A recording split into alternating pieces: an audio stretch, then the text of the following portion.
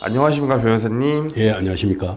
변호사님, 검찰 조사에 대해서 좀 여쭤보려고 하는데 이제 차장검사 출신 변호사가 알려주는 검찰 조사 잘 받는 방법 부탁드리겠습니다. 예.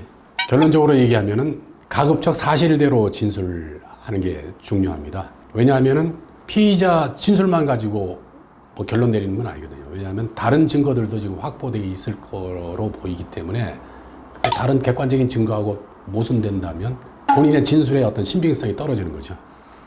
그리고 가급적이면 일관성 있게 진술을 해야 됩니다. 그러기 위해서는 언제 나오라고 이제 연락이 오잖아요. 이게 소환을 하면 나오라고 한 날짜에 바로 가지 말고 출석 일정을 조정을 해야 되겠죠. 물론 이제 뭐 경찰 조사 받을 때 뭐 정보 공개 청구를 해서 그 고소장 같은 거는 이제 뭐 받겠지만은 중요한 게 이제 경찰에서 어떻게 진술을 했는지 본인에 대한 어떤 피의자 신문 조서라든지 뭐 이런 것들을 일단 보고 이제 앞으로 어떤 질문이 나올 건지 이제 고소장이라든지 자기 진술 조서가 피의자 신문 조서를 보고 뭐가 지금 미진한 건지 지금 혐의가 있다고 판단했는데 그렇지 않은 어떤 증거라든지 이런 걸 이제 보고서 그대로 대응할 건지 아니면 변호사를 선임할 건지 이제 판단을 해야 되고요. 그 다음에 일단은 본인이 잘 알잖아요. 이게 사기인지 아닌지 내가 사기친 건지 아닌지 본인이 잘 알고 있기 때문에 만약에 혐의가 인정된다고 느껴진다면 일단 합의를 하는 게 상당히 중요하겠죠. 네, 그렇게 되고 그 다음에 가끔씩 이제 의뢰인들 중에 착각하는 게 이제 변호사를 선임하면 다 알아서 해주는 걸로 알고 있는데 그게 아니고 변호사는 이제 도와주는 사람이에요. 변호 말 그대로. 그러니까는 검찰에 가서 조사를 받더라도 본인이 이제 진술을 해야 되는 상황이고 그렇기 때문에 변호사가 대신 대답해준다 이렇게 생각하면 큰 착각이거든요. 그런 부분을 변호사하고 잘 상의를 해서 어떤 식으로 이제 그 조사를 받을 건지 이제 거기에 대한 어떤 대응 전략을 세워야 되겠습니다. 변호사를 선임하면 좋은 점이 세 가지가 있습니다. 첫 번째는 심리적으로 의뢰인이 심리적으로 일단 안정이 되잖아요. 왜냐하면은 상의를 할 수 있으니까. 그 다음에 두 번째는 이제 수사기관의 어떤 무리한 수사, 다시 말해서 막 강압적 수사라든지 뭐 유도신문이라든지 폭언 이런 거를 못하죠.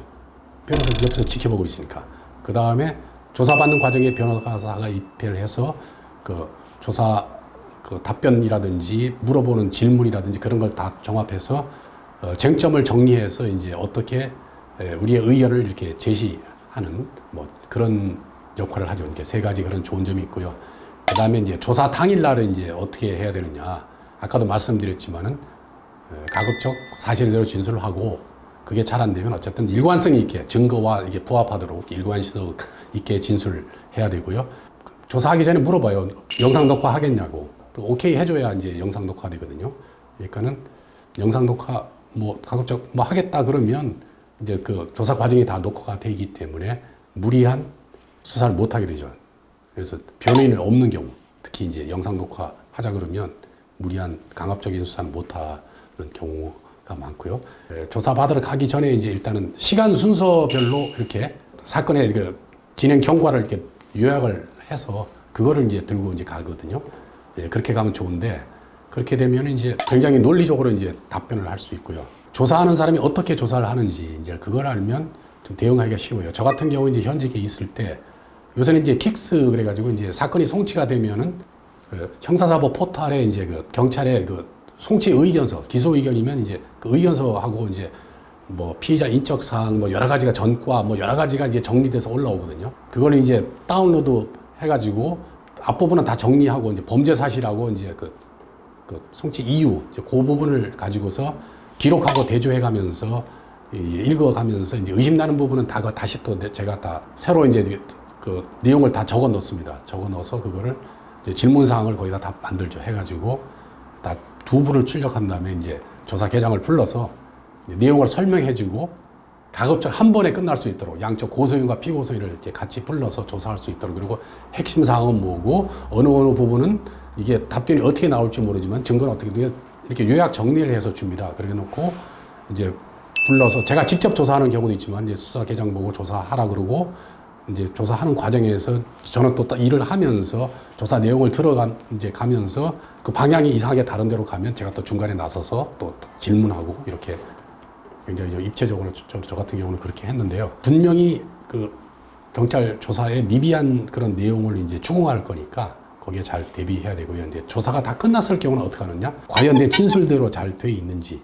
이게 조서라고 하는 게 말하는 내용을 그대로 대필 하는 게 아니거든요. 간혹 이제 현직에 있을 때 보면은 자기가 진술한 대로 다 그대로 안 돼 있다고, 취지는 다 돼 있는데 그대로 안 적혀 있다고 막 조서 가지고 시비 거는 사람도 가끔씩 있어요. 그걸 이제 떼쓰는 거죠.